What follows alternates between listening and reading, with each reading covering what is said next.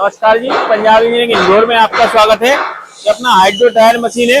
इसमें आप किसी भी आइटम में पानी है या तेल है, जैसे सेव नमकीन में तेल होता है, चिप्स में पानी, तो आप निकाल सकते हैं। यहाँ इसमें मटेरियल चलेगा तो ऑयल पानी जो भी होगा यहाँ से निकल जाएगा और ये बकेट निकल के मटेरियल खाली हो जाएगा। चालू करो बबलो।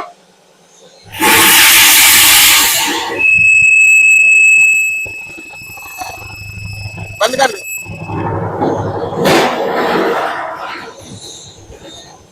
ये एसएस में है, फ्रूट ग्रेड है, पूरी हैवी ड्यूटी मशीन है।